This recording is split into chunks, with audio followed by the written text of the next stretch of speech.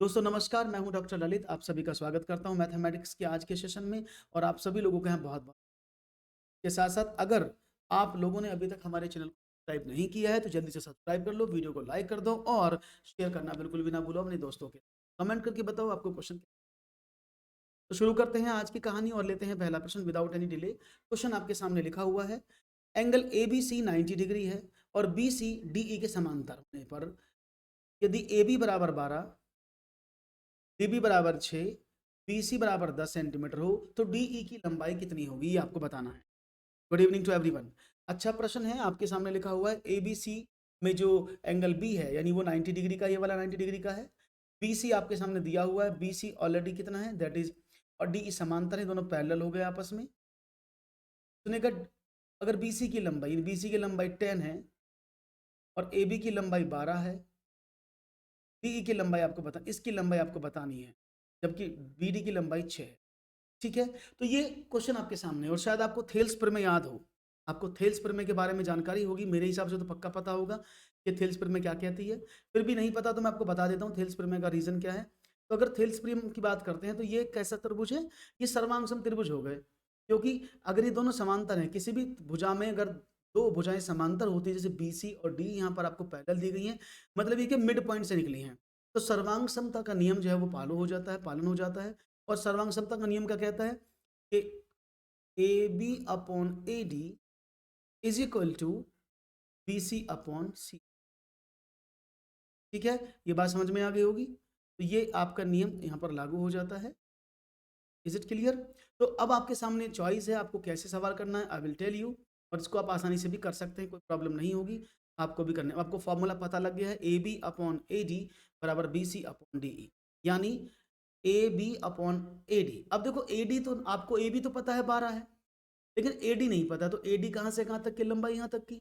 तो अगर मैं ए बी और बी डी को जोड़ूं तो मुझे ए बी मिलेगा ना, तो 12 प्लस 6 बराबर 18। तो आपको क्या मिला, ए बी कितना है दैट इज 12, ऑलरेडी दिया हुआ है। ए बी ऑलरेडी आपको दिया हुआ है 12, ए डी कितना हुआ 18, बी सी कितना है 10। तो आपको डी ई की लंबाई निकालनी थी, कर सकते हैं आराम से। तो क्या होगा, तो D E is equal to what, आपने कहा कि सर 10 मल्टीप्लाई बाई 18 अपॉन, अगर हम इसको 6 से काटे, 6 दूनी 12, 6 ती 18 और 5, D is equal to what, आपने कहा 15 सेंटीमीटर, बाई वो डी 15 सेंटीमीटर होगी। बात समझ में आ गई? कोई प्रॉब्लम तो नहीं किसी को? Is it clear? Any issue you can ask. Okay, आगे बढ़िए, एक और प्रश्न की तरफ बढ़ते हैं। बहुत सिक सवाल था, समझ में आ चुका। One more question for you. एक 38 मीटर लंबे और 32 मीटर चौड़े आयताकार क्षेत्र के अंदर की और चारों तरफ, यानी समझना सवाल को, अंदर की तरफ की बात कर रहा है, एक समान चौड़ाई वाला एक पथ बनाया। यदि पथ का क्षेत्रफल 600 मीटर स्क्वायर, यानी देखो अब तक जो सवाल आपको मिलते थे वहां पर आपको पथ का क्षेत्रफल निकालना पड़ता था, लेकिन यहाँ पर क्वेश्चन अगेंस्ट है। आपको पथ का क्षेत्रफल दिया हुआ है, आपको पथ की चौड़ाई निकालनी। तो सवाल कुछ इस तरह से मैं आपको बता देता हूं कि ये सपोज ऐसे है, ये वाला, ये एक आयत है जिसकी लंबाई चौड़ाई आपको दी है, ये 38 है और ये 32। इसके अंदर एक रास्ता बना हुआ है, अब उसकी चौड़ाई नहीं पता है, लेकिन इसके अंदर की तरफ बना हुआ है। तो उसने कहा इसका क्षेत्रफल जो है 600 मीटर स्क्वायर।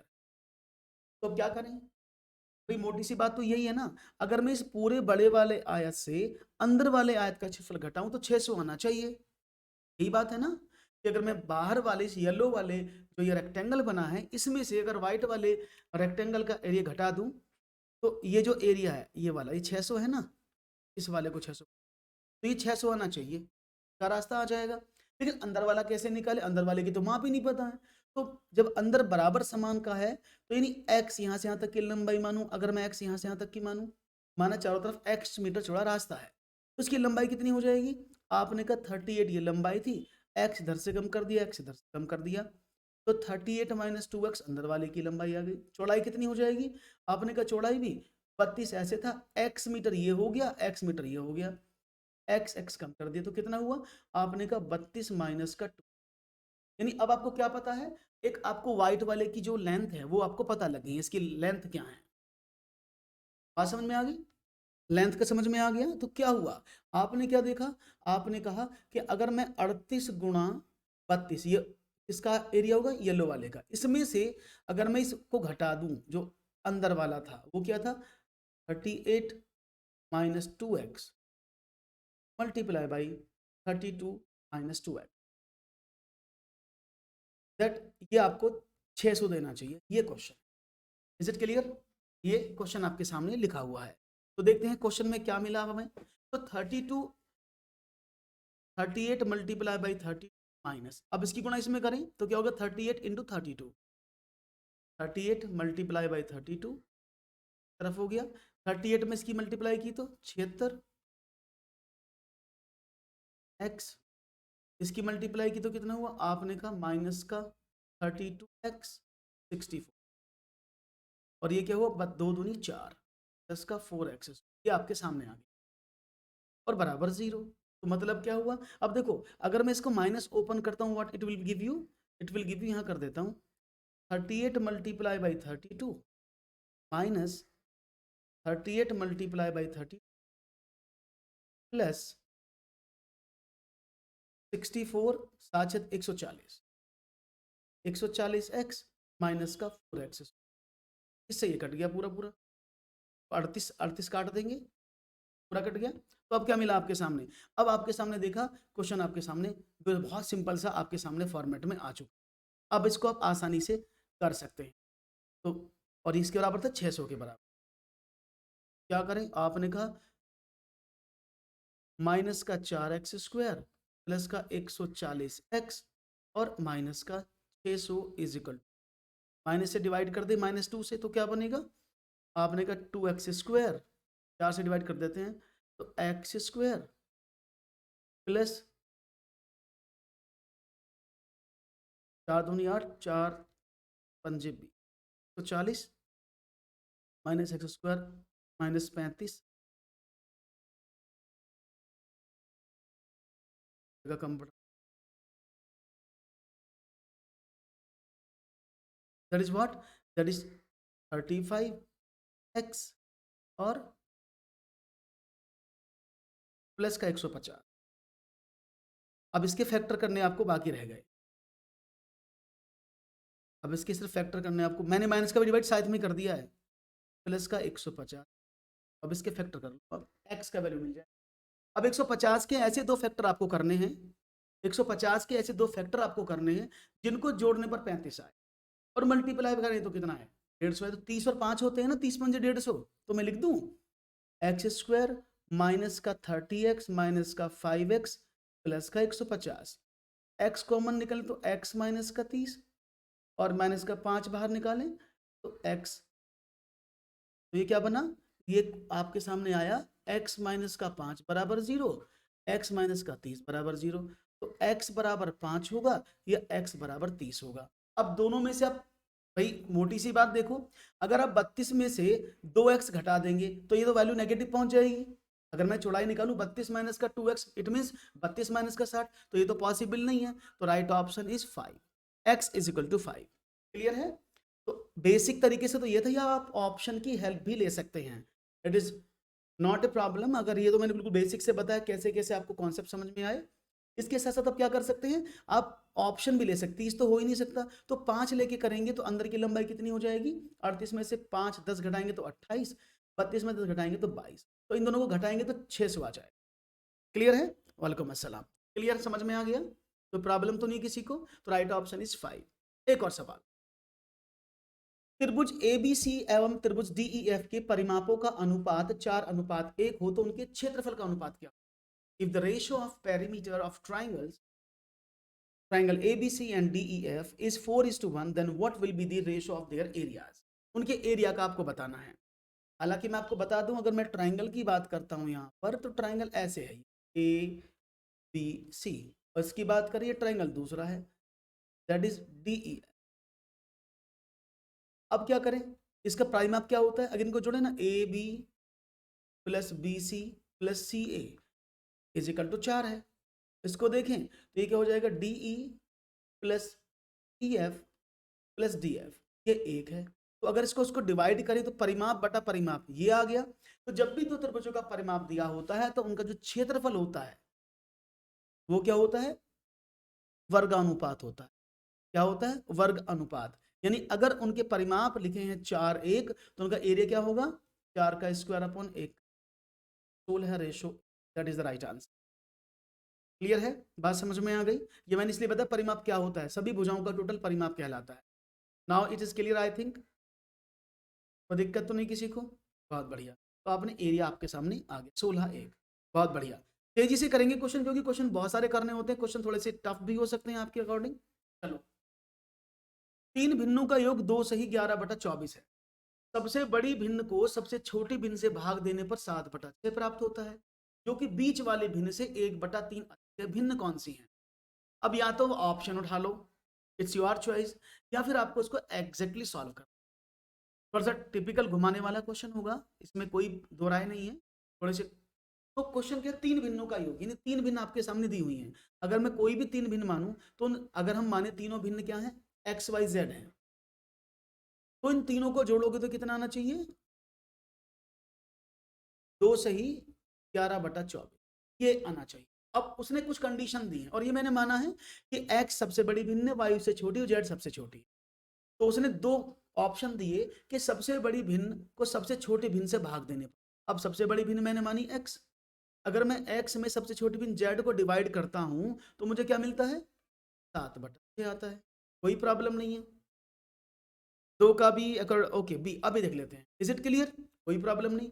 जबकि बीच वाली भिन्न से, जो कि बीच वाली भिन्न से 1/3 अधिक है, यानी तो y इज इक्वल टू क्या हो गया, आपने कहा जो भिन्नाई 7/6 वो 1/3 अधिक हो गया, कम कर दिया, तो मुझे y का वैल्यू प्राप्त हो गया। तो y is equal to what, LCM ले 6 3 18 5/6, क्लियर है। और यहां से हम z की वैल्यू निकाल लें, x की वैल्यू निकालें, तो x की वैल्यू क्या आएगी, आपने कहा सर बहुत ईजी है, x की वैल्यू अभी निकाला था हमने, दैट इज 7z अपॉन, अब आपको x का वैल्यू भी पता है, आपको y का वैल्यू पता है और z का वैल्यू पता है, तो इन तीनों में पुट कर दो, कन्वर्ट कर दो, एक ही राशि में वो सारी वैल्यू आ जाएंगी।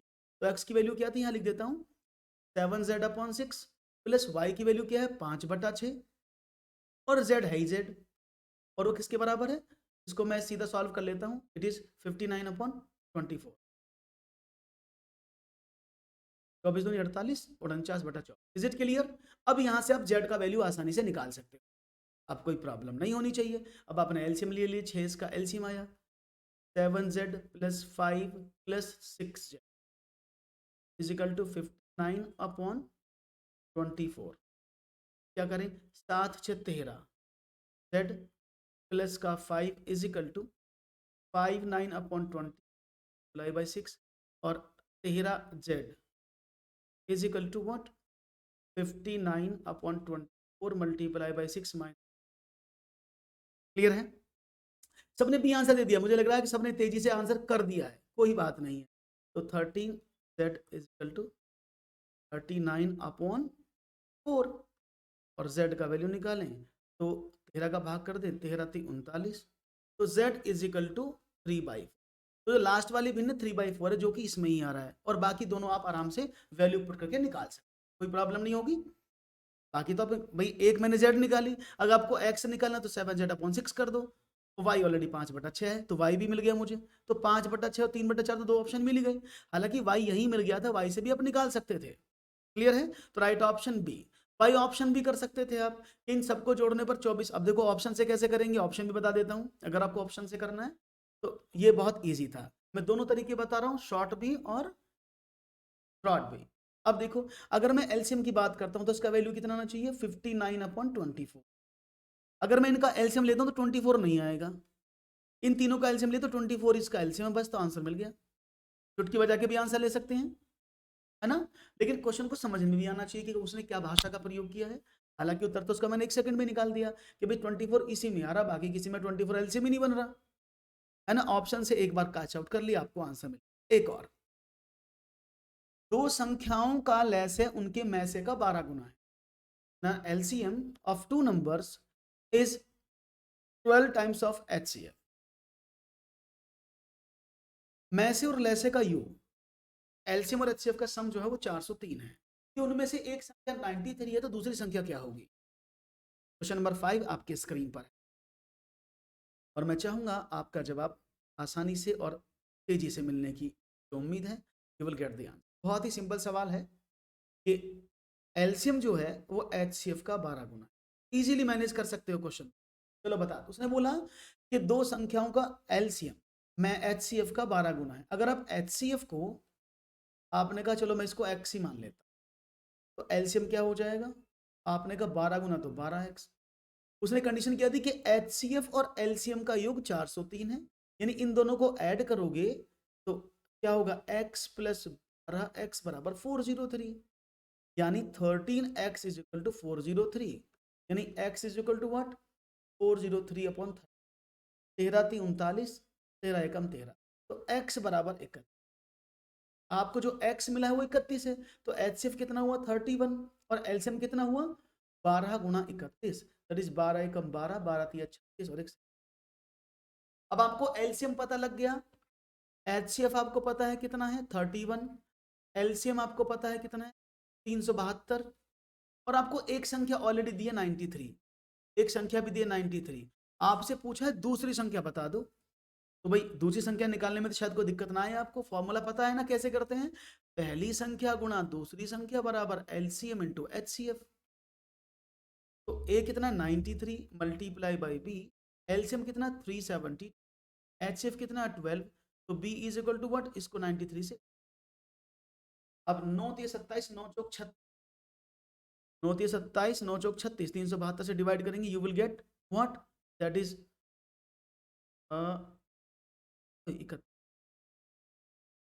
4 31 एचसीएफ। तो 93 से भाग करें, 9 चौक 4 बार जाएगा, 4 एकम 4, 4 3 12, 100, तो यानी बी बराबर 104। तो दूसरी संख्या क्या है 124, राइट ऑप्शन बी। क्लियर है, बी। बहुत बढ़िया, बहुत तेजी से आंसर दे रहे हैं। हाँ प्रिया बताइए, क्या कुछ कहना चाहती हैं प्रिया, शायद आप। Is clear, any issue. देखो आप एलसीएम एचसीएफ के सवाल करते हैं लेकिन थोड़े से हम घुमा कर पूछे, और कुछ भी।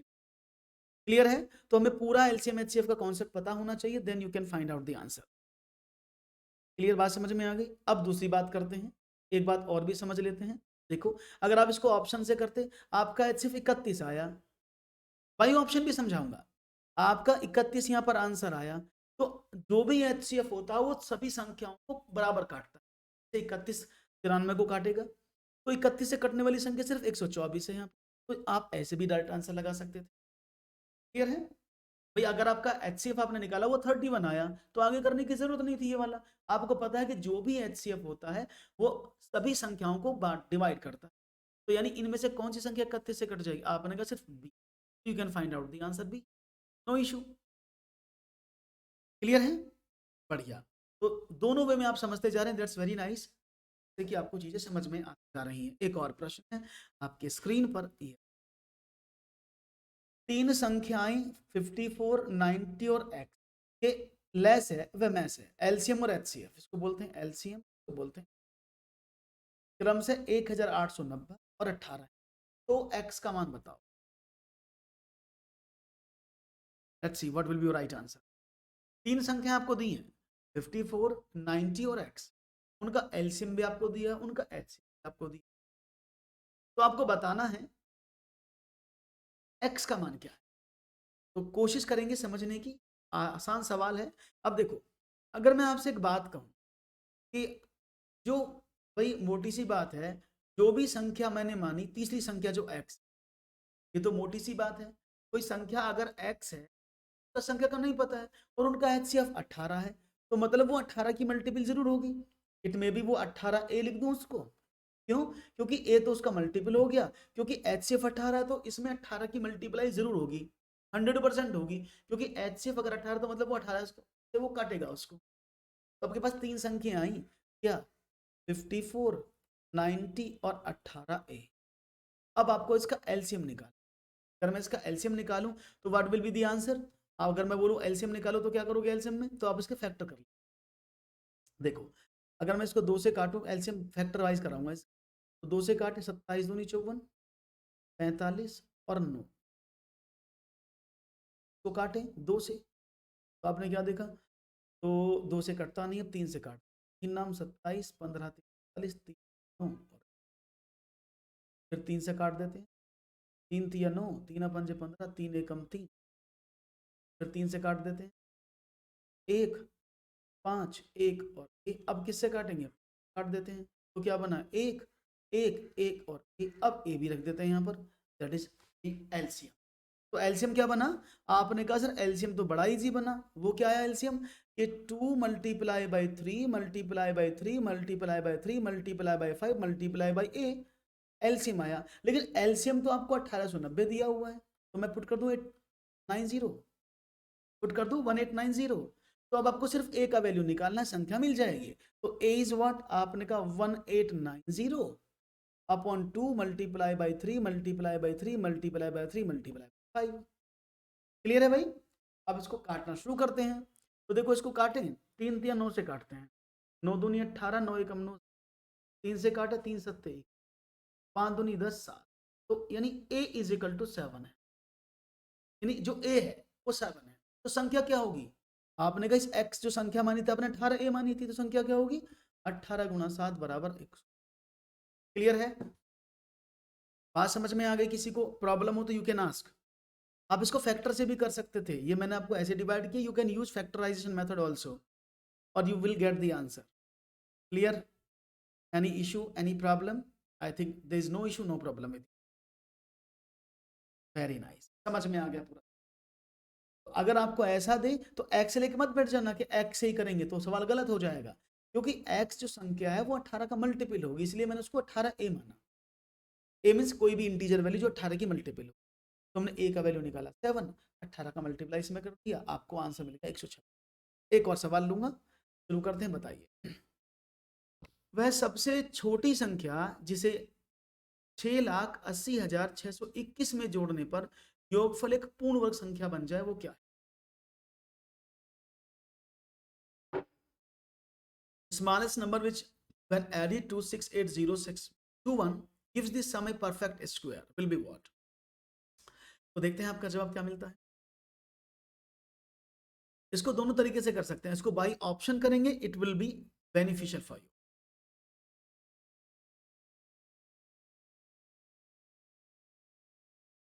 क्लियर है, बहुत बढ़िया। अगर आप इसको ऑप्शन से करेंगे then it will be beneficial, very.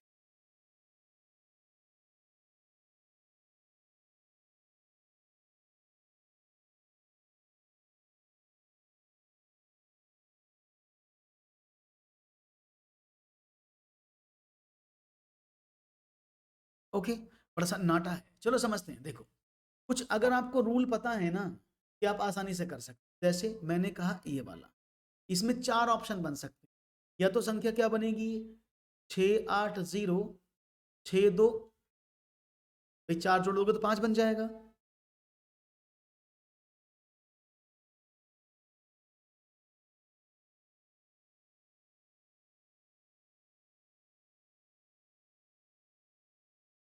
हाँ okay okay okay Priya, I will try to take it, don't worry, next time I will try. Okay, अब क्या करें, तो 600 इसमें अगर 5 जोड़ दें तो क्या आएगा 680,626, 6 जोड़ते तो क्या होगा, आपने कहा कि सर 6 जोड़ते हैं तो आपके सामने क्या आना चाहिए, आपने कहा सर 680,627, और इसमें 8 जोड़ दूं, इकाई के अनुपात क्या होगा 680,629। अब देखो बात समझ में, अब अगर हम कोई भी क्वेश्चन की बात करते हैं, समझने की कोशिश करता है, अगर मैं इसका इकाई का अंक 6 है और जब भी मैं इसका स्क्वायर करूंगा तो हमेशा आपको लास्ट में 36 मिलना चाहिए, या कोई भी ऑड नंबर मिलना चाहिए, क्योंकि जब भी 6 का स्क्वायर होता है तो उससे पहले वाली संख्या ऑड नंबर होती है। अब चाहे देखो 6 का करा तो 36, 16 का करा तो 256, आ रहा ना ऐसे, तो आप इसको समझ गए होंगे, तो ये तो होगा नहीं। अब 7 जो है किसी भी पूर्ण वर्ग पर नहीं आता, ये मैंने आपको बताया हुआ है कि जो 2 है 3 है 7 है किसी के पूर्ण वर्ग पर नहीं आते, क्यूब पर आ जाते हैं। जब भी किसी का वर्ग करोगे तो 729 होगा, तो वहां 9 पर होगा तो 729 होगा, 9 का क्यूब है ना। तो 9 का नियम क्या कहता है, 9 का करेंगे 9 नाम 81, 19 का करेंगे तो 361, तो आपको हमेशा इवन नंबर मिलेगा, लेकिन 2 नहीं मिलेगा। तो ये आपको ऐसे आइडेंटिफाई करना पड़ता है। लेकिन अगर किसी संख्या के लास्ट में 25 है, अगर किसी संख्या के लास्ट में 25 है, तो आप जानते हैं 25 का 5 का स्क्वायर बनता है। You can choose this one. Otherwise one another method is there, जो आपको बोलते हैं भाग विधि। वो क्या होता है उसको भी समझ लो। 680621, जब आप इसको ऐसे निकालेंगे पूर्ण वर्ग, तो क्या करते हैं, ऐसे करते हैं ना इसको पूर्ण वर्ग, ऐसे। तो अब जोड़े बनाते हैं, शायद आपको याद आ जाए। तो 8 8 64, यहाँ बचा 4, आपने 8 यहाँ जोड़ दिया, तो ये हो गया 16, और ऊपर से आपने 0 6 उतारा। तो कितनी बार जाएगा, 16 दूनी 32, 2 बार। कितना हुआ, 2 दूनी 4 और 16 दूनी 32, क्या आ गया, आपने 2 यहाँ जोड़ दिया, विल बिकम 1 4। 6 में से 2 गए, 4 गए 2, और 10 में से 2 गए 8। अब आपने उतारा 21। अब यहाँ क्या करें, 16 पंजे 80, तो अगर हम 5 बार इसको भेजते हैं तो जाएगा नहीं, 4 बार ही जाएगा। बस हो गया सवाल। अब 4 चौक 16, 4 चौक 16 और 1 17, 4 छंग 24 और 1 25, और 4 एकम 4 और 2 6। हटा दो इसको, कितना बचा, जब आपने इसको पूरा घटाया, यू विल गेट 7 5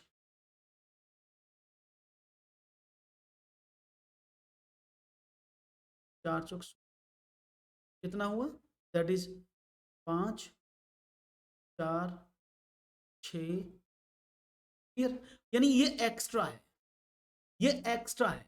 अब इसमें और मैं क्या जोड़ूं जिससे कि ये पूर्ण वर्ग बन जाए, भाई कहानी तो यही है। अब ये एक्स्ट्रा है, तो यानी ये जो वर्ग बना ये 824 का बना, तो जो नेक्स्ट पूर्ण वर्ग बनेगा वो 825 का बनना चाहिए, और 825 के वर्ग में 5 कॉमन है, तो you will get the answer.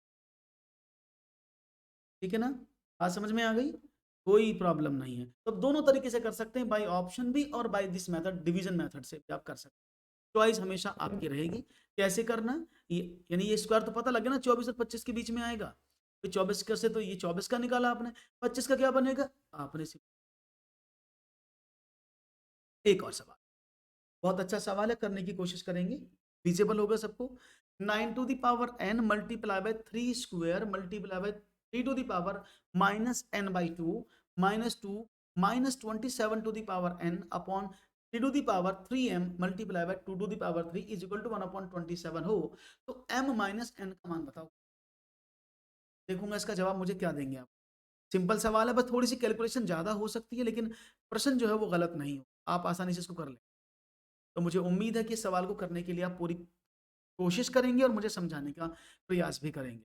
तो लेट्स सी, देखते हैं जवाब क्या मिलते हैं आपके, और समझते हैं आपकी। Okay, very good.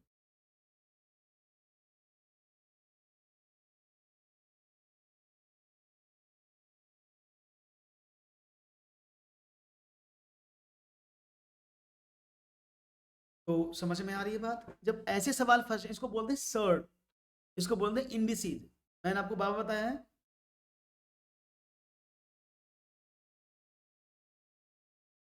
Ayush, Ayush. अब सारे सवाल जो है एमपीटेट और सीटेट लेवल की थोड़ी चलेंगे, कुछ थोड़ा सा आगे भी बढ़ जाओ, है जी, थोड़ा बहुत आगे भी देख लेना। जब आप उनको तो आप समझ चुके हैं अच्छी तरह से, कल को आसान कर देंगे अगर आप ऐसा कर रहे हैं, तो डोंट वरी, कल को आसान क्वेश्चन ले लेंगे, है ना। समझते हैं, तो सवाल क्या है, देखो, अगर मैं ये सवाल ऐसे लिखा है तो मैं इसको 3 की पावर में कन्वर्ट करने की कोशिश करता हूँ, क्योंकि 9 है, सब 3 में कन्वर्ट इजीली हो जाएगा, तो मैं 3 में कन्वर्ट करता हूँ। इसको लिख दो 3 की पावर 2n। देखो जब 3 3 9 होती है, सब 3 3 9, 2 ऊपर मल्टीप्लाई हो जाएगा, 3 का स्क्वायर मल्टीप्लाई। अब देखो, जब ये संख्या लिखी है 3 to the power minus n by 2, और इसकी पावर लिखी है -2, तो आप जानते हैं ना इनकी गुणा हो जाती है आपस में, पावर की। ये लिखा है 27 की पावर 3 की पावर 3n, इसको मैंने यहाँ कर दिया। नीचे क्या हुआ, 3 to the power 3m multiply by 8, ऐसे लिख दिया। ये किसके बराबर, 127। कोई प्रॉब्लम तो नहीं यहाँ तक। ओके, अब क्या करें, अब देखो, जब 2 से 2 कट जाएगा ना, तो प्लस की पावर होगी, तो ये क्या हो गया, ये हो गया 3 to the power 2n multiply by 3 square multiply by 3 to the power n। n हो गया ना, ये माइनस माइनस प्लस, और minus 3 to the power 3 upon, that is 3 to the power 3m multiply by 8 is equal to. अब देखो आपके सामने n जो है 3 की पावर एक साथ आपको दिख रही है, it's visible to you all, I think सभी को ये पावर्स दिख रही होंगी। ठीक है, अब क्या करें, 3 टू दी पावर n भी दिख रहा है आपको, आपने कहा दिख रहा है आपको 3 टू दी पावर, अब देखो चलो कर लेते हैं, अगर मैं इसकी मल्टीप्लाई करूं n में तो ये पावर दोनों एक जैसी हैं। देखो ये वाले भाई 3 टू दी पावर 3n लिखा है ना, तो उसको मैं कन्वर्ट कर लेता हूं, ये क्या हो जाएगा, आपने कहा 3 to the power 2n plus n minus 3 to the power 3n।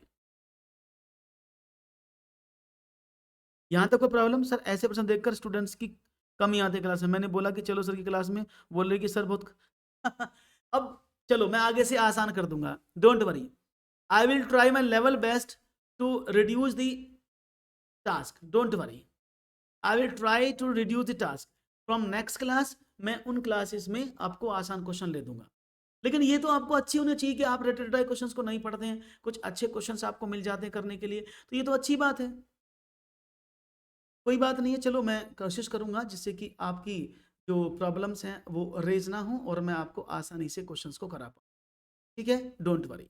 Okay, तो यहाँ पर थे हम, तो आगे तो दोबारा से, यहाँ तक क्लियर है?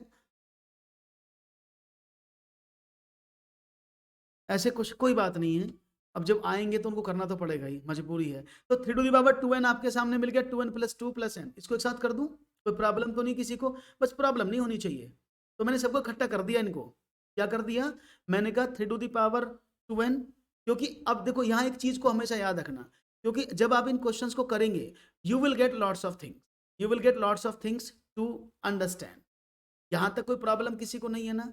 ओके, तो 3 to the power 2n plus 2 plus n एक साथ रख दिया, क्या बना, आपने कहा कर लो, to the power 2n plus 2 और प्लस n माइनस, क्योंकि माइनस में ना एक साथ रख दिया, 3 to the power upon 2 the power 3m multiply by 8। अब देखो ये क्या हुआ, 3 टू दी पावर 2n और 3n प्लस 2, 3n प्लस 2 हो गया ना, और अंदर क्या बचा, that is minus 3 to the power 3 upon 3 to the power 3m multiply by, अगर मैं इसमें 3 to the power n common निकालूं, समझते रहे ना, यहां कर रहा हूं, अगर मैं 3 टू दी पावर 3n इसमें से कॉमन निकालूं तो क्या बचेगा अंदर, अंदर क्या बचा, आपने कहा सर 2 बचा, भाई 3 टू दी पावर अगर मैं 3n निकाल दूं 3 की पावर 2 ही तो बचा, माइनस जब यहां से निकाला तो ये क्या बचा, that is upon 3 to the power 3n multiply, अब क्या हुआ, इसको लिख दें 3 to the power 3n multiply by 9 minus का एक 8 upon 3 to the power 3m into 8, 8 से 8 कट गया, 1/27 साथ में चल रहा है, लिखते रहना उसको। अब क्या हुआ, अब मेरे पास सिर्फ ये ऑप्शन बचा, यहाँ लिख देता हूँ इसको ऐसे, अब क्या बचा, 3 to the power 3n upon 3 to the power 3m is equal to 1/27। Is it clear? यहां तक कोई दिक्कत तो नहीं है?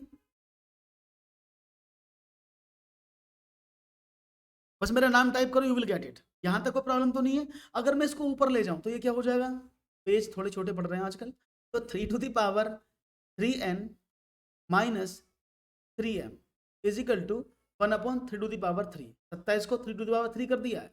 अब देखो क्या करें, इसको ऊपर ले गए तो ये क्या बन गया, ये बन गया 3 to the power 3n minus 3m is equal to 3 की पावर माइनस 3, 3 से 3 कट गया, 3 से कॉमन निकाला आपने तो क्या बना, आपने कहा 3 कॉमन निकालें तो n माइनस का m बराबर माइनस का 1, 3 से 3 काट दिया तो n माइनस का m बराबर माइनस 1, लेकिन उसने क्या पूछा, उसने पूछा m माइनस n का वैल्यू, तो क्या हो जाएगा m minus n is equal to 1, क्योंकि जब इसमें माइनस का डिवाइड करोगे कन्वर्ट हो जाएगा, you will get the answer A. Clear है?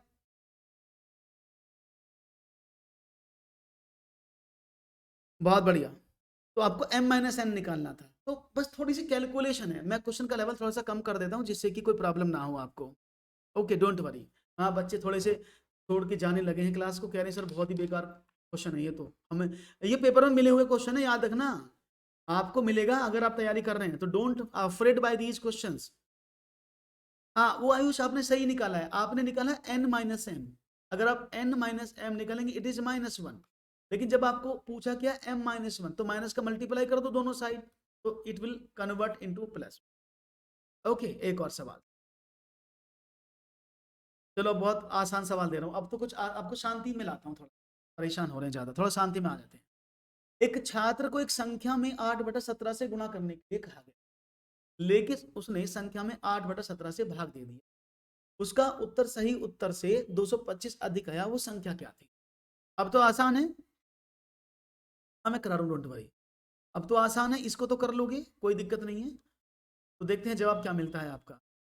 एक संख्या इस तरह से थी, तो आपको संख्या बतानी, क्या संख्या? देखते हैं आपका जवाब क्या था। यानी उस छात्र को एक संख्या का 8/17 करने की, अगर वो संख्या में a मानू, तो उसको उससे गुणा करने के लिए बोला गया 18/17, तो वो संख्या क्या होती? 18/17। भाई साहब ने गलती से भाग कर दिया, उसने क्या कर दिया, a में 8/17 से डिवाइड कर दी, 17 ऊपर चला गया, डिवाइड कर, तो क्या हुआ, ये होगी 17/8a। जो संख्या ये थी और जो संख्या ये थी, इन दोनों का डिफरेंस कितना है? 225, ये तो दिया है। जो दोनों संख्याओं का अंतर आया वो 225 था। यानी अगर मैं 17 a/8 में से 8a/17 घटाऊं, तो 225 आना चाहिए। यही तो कह रहा मास्टर, सवाल यही तो कह रहा है आपसे। हाँ जी, हाँ यहाँ तो स्किप हो जाएगा, मैं समझ रहा हूँ, लेकिन बच्चे नहीं समझते ना इस बात को। चलो खैर कोई नहीं, सवाल समझिएगा। उसने क्या बोला कि अगर उसका उत्तर, भाई उसने को कहा गया एक संख्या में 8/17 की गुणा कर दे, बोला ठीक है, उसने गुणा की जगह भाग कर दिया, तो जो गुणा से उत्तर आया और जो भाग से उत्तर आया, उन दोनों का अंतर 225 हो गया सवाल। अब 18 में और 18 17 का एलसीएम क्या आएगा? आपने कहा 136। 17 में 17 गुणा करेंगे तो 269, 289, तो मिल गया 289, कोई प्रॉब्लम नहीं। एक्स माइनस 17 से 8 हटे, बराबर 225, कितना हुआ? 225 a is equal to what? 225 into 1। आप a कैसे निकालेंगे? 225 multiply by 130, 122, that is 130। Right option is 130, C option is the correct answer. Clear है? समझ में आ रहा है? कोई प्रॉब्लम तो नहीं है? डी नहीं होगा आयुष? डी तो ऑलरेडी दिया हुआ है आयुष, डी तो ऑलरेडी दिया हुआ है भाई, यहाँ पर 225 तो ऑलरेडी दिया हुआ है, अंतर तो संख्या जो है 225 नहीं, वो 136 होगी। ठीक है, क्लियर है? कोई प्रॉब्लम तो नहीं किसी को? प्रॉब्लम नहीं होनी चाहिए। बस देखो, कोई भी सवाल खतरनाक, बड़ा या बहुत भयंकर नहीं होता, भयंकर होती है आपकी सोच, क्योंकि सवाल को भयंकर बनाने में आपकी सोच सबसे अहम भूमिका निभाती है, आपका कॉन्फिडेंस भूमिका निभाता। आप देखते कहेंगे सर ये होगा ही नहीं। अगर आप प्रश्न को सही से पढ़ें और थोड़ा सा कूल माइंड होकर उसको सॉल्व करने की कोशिश करें, तो वो भाषा से ही प्रश्न हल हो जाता है ना? तो try to make your confidence at higher level. एक और सवाल। एक खोखले बेलनाकार पाइप में धातु का आयतन 527 सेंटीमीटर स्क्वायर, इसकी लंबाई 14 सेंटीमीटर है और बाहरी त्रिज्या 7 सेंटीमीटर है। पाइप की मोटाई बताओ कितनी है? देखते हैं जवाब क्या मिलता है। The volume of metal in 10 hollow cylinder pipe is 527 cube. Its length is 14 centimeter and the outer radius is 7 centimeter. What will be the thickness of the? अभी सवाल पहले समझ लो करना कैसे, क्योंकि हो सकता है अभी आपको सवाल समझ में ना आ रहा हो कि मैं सवाल के बारे में क्या कह रहा हूँ। इट में भी पॉसिबल कि अभी सवाल आपको घुमा रहा हो, तो मैं इसका फिगर बना देता हूँ जिससे कि आपको ये बहुत आसान हो जाएगा। ओके, ये कुछ ऐसा सवाल है कि ये एक पाइप है खोखला, ये खोखला पाइप है। Is it clear? अब खोखला पाइप है तो इसके अंदर ऐसे तो बनेगा खोखला, ये अगर मैं आपसे कहूँ तो खोखला तो ऐसे ही बनेगा ना भाई साहब।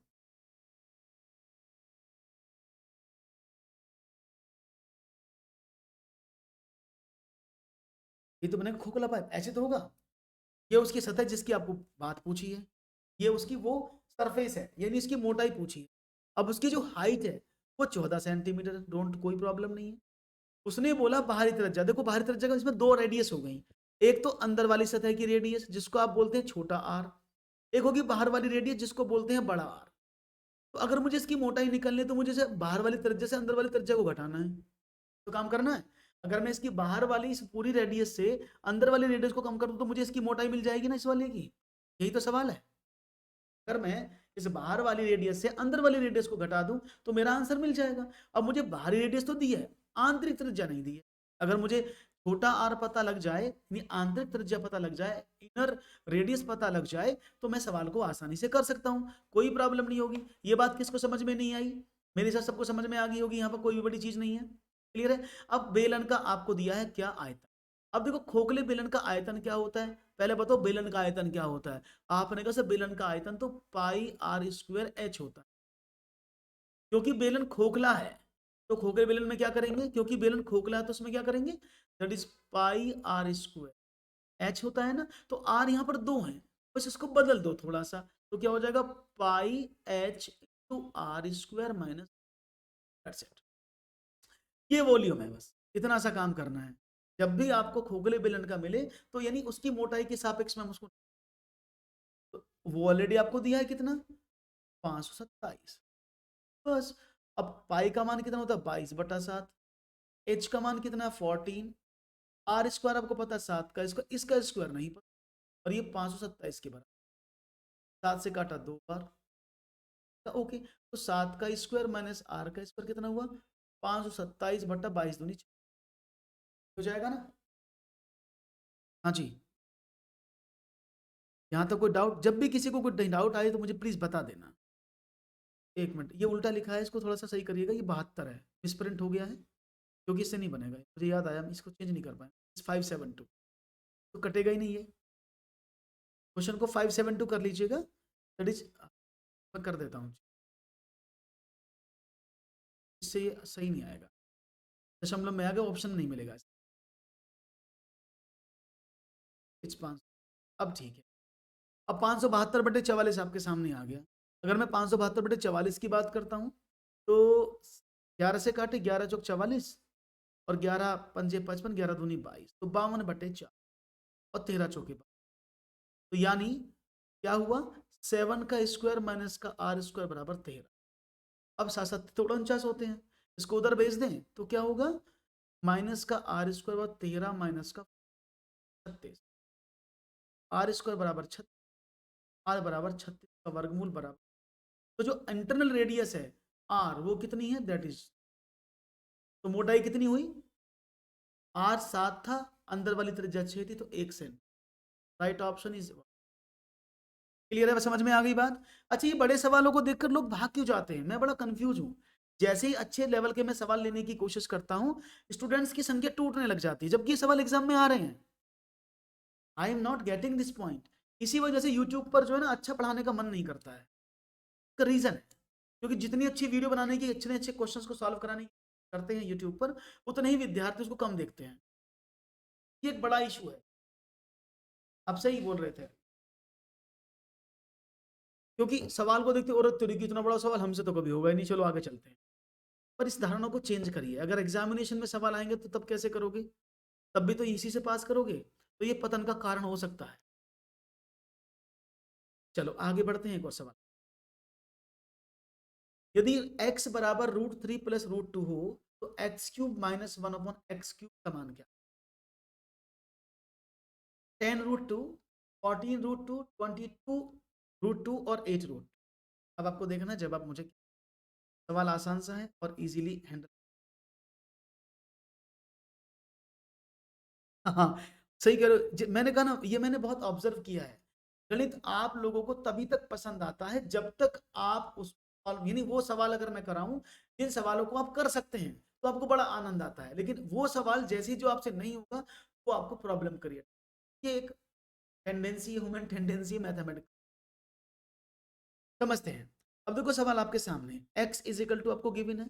अब यहाँ दो तरीके हैं, अब आपको सिर्फ x गिवन है, या तो आप x का वैल्यू दिया है तो आप या तो x 1/x का वैल्यू निकालो, दो तरीके ना, x दिया है आप 1/x का वैल्यू निकालो। अगर मैं x का वैल्यू ऑलरेडी गिवन है 1/x का क्या हो जाएगा, दैट इज 1/√3 प्लस √2, इसकी कॉन्जुगेट से मल्टीप्लाई कर दो तो क्या हो जाएगा, आपने कहा √3 माइनस का √2 अपॉन √3 का √2, ये क्या बना, आपने कहा √3 माइनस का 2 अपॉन 3 का 9 और 2 दूनी 4, दैट इज 3 माइनस का 2 बराबर 1।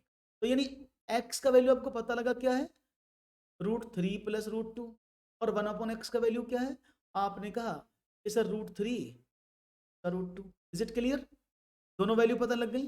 अगर मैं इन दोनों को घटाऊं तो मुझे क्या मिलेगा, इन दोनों वैल्यू को मैं घटाऊं तो क्या मिलेगा, आपने कहा x माइनस 1/x अगर मैं करूं तो क्या मिलेगा, आपने कहा √3 प्लस √2 माइनस √3 प्लस √2, तो ये इससे कट जाएगा। तो x माइनस 1/x क्या हुआ, दैट इज 2√2, ये आपको x माइनस 1/x का वैल्यू मिल गया। क्लियर है, आप इसको ऐसे भी कर सकते थे, नहीं तो आप इसका एक्स क्यूब डायरेक्ट भी निकाल सकते थे कि पहले इसका क्यूब कर लो, फिर जो आंसर है उसे 1/x क्यूब कर दो, तब उसको पुट कर दो, इट्स योर चॉइस। अब मैंने शायद आपको बताया था कि x माइनस 1/x, और अगर p दिया है, कोई भी वैल्यू दी है, तो उसका क्यूब क्या होता है, p क्यूब माइनस 3p, याद है ना, कि अगर आप करते हैं तो p क्यूब माइनस 3p हो जाएगा ना। इसका मतलब क्या है, अगर मैं इसका सवाल को √2 दिया यहाँ पर, तो मैं क्या कर सकता हूँ इसका, आपने कहा 2√2 का क्यूब माइनस 3 इंटू 2√, ये हो जाएगा ना, याद आओ। और माइनस में क्या करते हैं, प्लस, क्योंकि माइनस पूछा तो प्लस करते हैं, है ना। तो क्या करें, प्लस में माइनस करते हैं, तो 2 दूनी 4 दूनी 8 इंटू 2√2, क्योंकि जब इसका क्यूब करोगे, समझ में आ रहा कैसे लिखा है, देखो 2 का क्यूब करोगे तो 8, जब 2√2 की मल्टीप्लाई 3 बार करोगे, यहां पर कर देता हूं इधर ऐसे, इधर √2 multiply by √2 multiply by √2, it will become 2√2 plus 3 दूनी 6, तो 8 दूनी 16√2 प्लस 6√2, इट विल बिकम 22√2। समझ में आया, कोई मुश्किल थी क्या सवाल को करने में, कोई मुश्किल थी क्या, पर हम तो रूट का सवाल देखते ही डर जाते हैं कि सर ये कैसे होगा, इतना बड़ा सवाल दे दिया आपने रूट का, तो हमसे बिल्कुल भी नहीं हिलेगा। तो इसको करने के कई तरीके हैं, आप इसको ऐसे ना करके आप इसको ऐसे भी कर सकते थे, आप सिंपल बोलते कि सर हम पहले इसका क्यूब निकालेंगे, √3 प्लस √2 का, लेकिन वो आपको थोड़ा सा और ज्यादा मेहनत करने का मौका देगा, और आपको मेहनत थोड़ी कम से कम करनी है, तभी आप सफलता पा पाएंगे। क्लियर, बात समझ में आ गई, कोई प्रॉब्लम नहीं है, कोई समझ, किसी को भी चिंता नहीं, आ गया समझ में। तो हम इसको शॉर्ट में कैसे करेंगे, हम यहीं पर अपना x माइनस 1/x निकालेंगे, और हमें पता है इसके हेल्प से आसानी से आ गया समझ।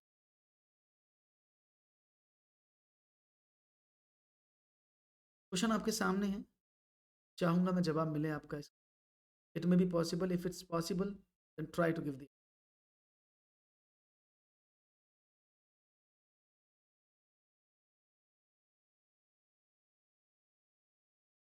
कि 2a minus 3 square plus 3a minus 4 square plus 6c minus 1 का होल स्क्वायर बराबर 0 है, तब आपको बताना है a cube plus b cube plus c cube minus 3abc upon a cube plus b cube plus c का मान क्या। आज ज्यादा खतरनाक क्वेश्चन पर लग रहा है मुझे भी आज, कि आज अब 4-5 चले जाएंगे आप में से, और फिर 4-5 निकल लेंगे, चलो जी बाद में आएंगे, सर जी छुट्टी दो थोड़ी देर के लिए, हवा खा के आते हैं, ऐसा कई बार होता है, ठीक है ना। तो ऐसे सवाल कैसे करते हैं, शायद आपको याद हो कैसे करते हैं, ये कब संभव है, ये तभी अगर उसने 0 बोला तो इसका मतलब क्या है, कि आपको a की ऐसी वैल्यू पुट करनी जो इसको 0 बना दे, आपको b की ऐसी वैल्यू पुट करनी जो इसको 0 बना दे, और आपको c की ऐसी वैल्यू पुट करनी जो इसको 0 बना दे। या फिर आप, ये पॉसिबल तभी होगा जब 2a माइनस 3 किसके बराबर होगा, 3b माइनस 4 किसके बराबर होगा, 6c minus 1 is equal to 0, तो ये कंडीशन तभी लागू होगी, नहीं तो नहीं हो सकती। बहुत बढ़िया, बहुत तेजी से निकाला अखिलेश आपने, देखो अगर मैं यहाँ पर a की जगह 3/2 रख दूं, तो 2 गुणा 3/2 माइनस 3, तो 3 से 3 करके 0 बन जाएगा, तो आप इसको कह सकते हैं 3/2, ठीक है। ऐसी इसकी वैल्यू पुट कर तो क्या हो जाएगा, ये हो जाएगा 4/3। इसकी वैल्यू क्या हो जाएगी? वैल्यू हो जाएगी 1/4। ये ए बी सी की वैल्यू आपने निकाली। तो ये सवाल इस तरह से ज़्यादा किए जाते हैं, जैसे मैं आपको बता रहा हूँ। तो आपको वैल्यू मिल गई। अगर मैं a प्लस बी प्लस सी को जोड़ूँ तो क्या होगा? a प्लस बी प्लस सी, क्योंकि मुझे बोला ना a प्लस बी प्लस सी का क्यूब कर, तो मुझे निकालना पड़ेगा ना a plus B plus C कितना है। आपने कहा ओके, कितना जोड़ें? अगर a प्लस बी प्लस सी का करते हैं तो 3/2 प्लस 4/3 प्लस 1/, ऐसे करेंगे ना। लेकिन इसमें थोड़ा सा एक लो, एक्चुअली सवाल को प्लस करेंगे नहीं, होगा ही नहीं सवाल, डिफरेंट है सवाल। तो ये माइनस का 1/, क्लियर है? तो 2/3 और ये दोनों प्लस है भाई, तभी सवाल बनेगा, नहीं तो होगा ही नहीं। ऐसे दैट इज माइन, सवाल तो बनेगा नहीं फिर, तो ऐसे मुश्किल हो जाएगा, ये आंसर नहीं आएगा फिर। तो ये ऐसे हो गया। तो 3/2 माइनस 4/3 माइनस 1, सॉल्व करें तो आपने 6 इसका एलसीएम ले लिया। तो 2 या 6, 3 9 माइनस 3 दूनी 6, 4 दूनी 8 और माइनस, तो 9 माइनस का 9/6 बराबर 0। यानी a प्लस बी प्लस सी 0 है। अगर मैं a प्लस बी प्लस सी करता हूं तो इट विल 0। अगर मैं इसका क्यूब करता हूं तो ये भी तो 0 ही आएगा। अगर मैं इसका क्यूब करता हूं ये भी तो 0 ही आएगा। बिल्कुल, तो राइट ऑप्शन सी। तो अब आपके सामने क्वेरी आ गई कि a प्लस बी प्लस सी, अगर जब a प्लस बी प्लस सी की मल्टीप्लाई मैंने की इट विल बी 0, तो आप शायद जानते होंगे इस सवाल में, तो अगर आपको फॉर्मूला पता है, शायद याद भी होगा। अगर a, यहाँ लिख देता हूँ डिटेल में, a plus B plus C is equal to 0 दिया है, कोई प्रॉब्लम नहीं है, तो a cube plus B cube plus C कितना होगा? ये तो 0 बन गया, दैट इज ओनली 3ab। अगर a plus B plus C cube 0 के इक्वलेंट है, तो a क्यूब बी क्यूब और c क्यूब 3abc हो। बस अब तो सवाल आपके सामने आ गया। अब a cube plus B cube plus c cube क्या निकाला आपने? 3abc, इसमें पुट कर दी। इसकी वैल्यू कितनी हुई? 3abc माइनस 3abc अपॉन में क्या था? a cube plus B cube, तो नीचे कुछ भी हो, 3abc जाएगा तो 0 बन जाएगा, 0/a cube plus B cube plus. Clear है भैया? हाँ, ऊपर वाला 0 हो गया ना, जो ऊपर वाला 0 बन जाएगा then your answer will be 0, no issue. तो भाई आज के क्वेश्चन इतने ही आपको समझ में आए होंगे। लग रहा है आज काफी भयंकर सवाल आपके सामने मैंने रखने का कष्ट किया है। नेक्स्ट टाइम कोशिश करूंगा क्वेश्चन आसान लाऊं और थोड़े से लेवल कम करूं, जिससे कि आप लोग आसानी से समझ पाए। ओके, तो आज के लिए इतना ही, इजाजत दीजिएगा। बहुत बहुत शुक्रिया आप सबका। Thank you and don't forget to